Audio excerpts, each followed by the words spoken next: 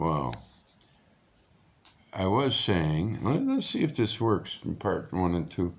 There clearly was a massacre, and now the massacre, um, you still have 100 or so innocent, probably, civilians.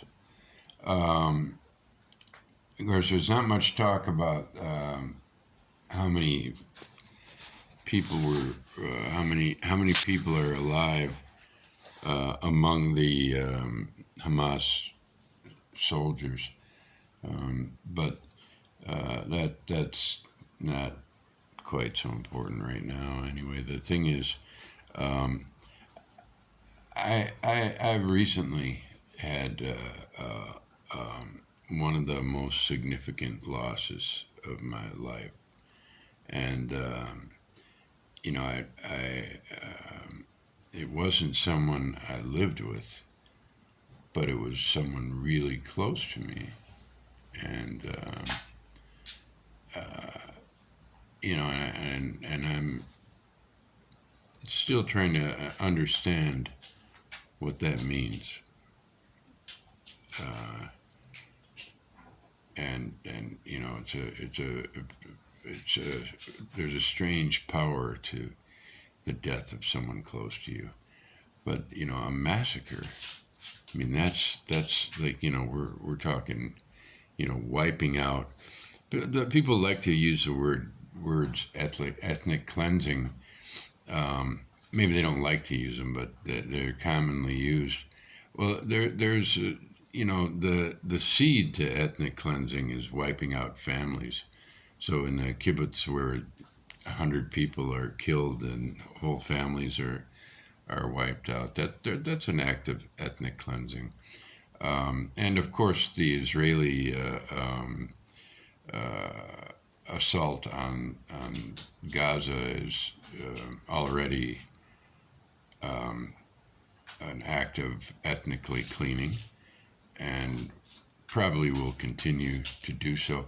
I don't know why the fucker Netanyahu went to the United Nations with a map of Israel that didn't include Palestinians or a Palestinian area.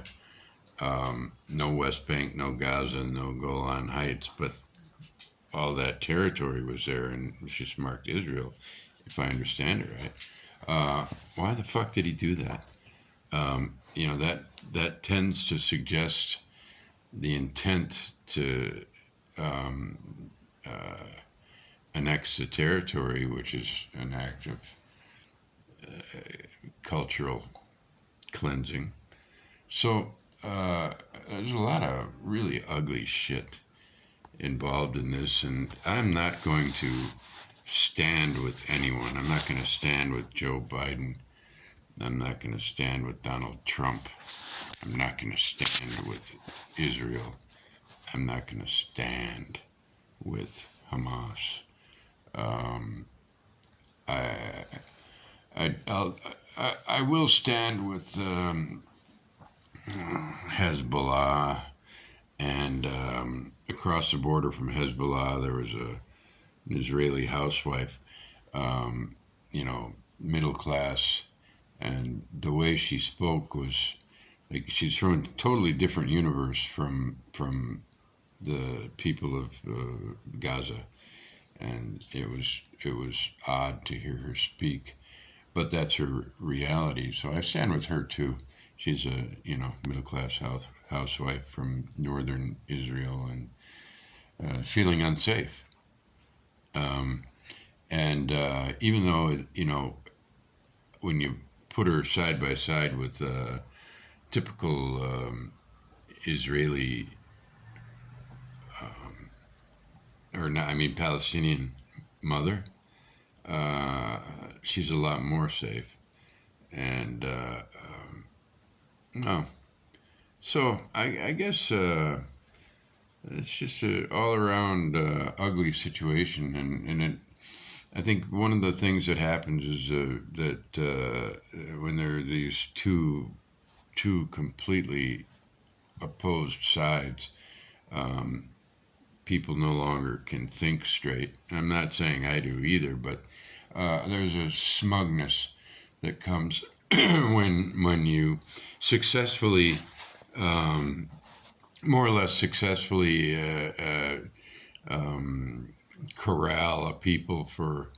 There's such a big fucking deal when Israel pulled out of Gaza, and then Hamas gets elected, and immediately we refuse that election, and so they've been,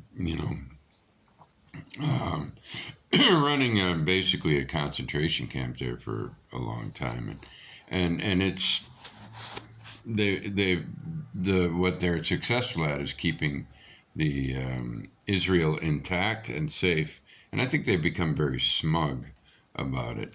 And there's no need for them to think about historical uh, events and how things came to be the way they are, and what that did to Palestinian people and what continues to be done to Palestinian people. So there's a certain smugness there. And then there's the mania of the settlers that plays a role too. Um, so it's a completely insane situation. It's also the last of the colonies, which the last of all human things tend to be very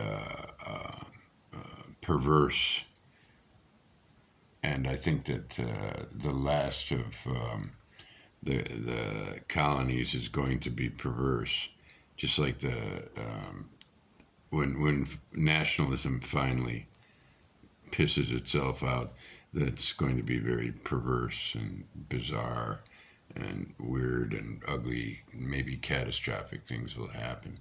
The catastrophic things are happening now and will continue to happen over the coming weeks. But just remember, what it's like not to have water. It's one thing. And I guess concomitantly remember what it's like to have your whole family killed, because that's going to be happening on both sides, right? So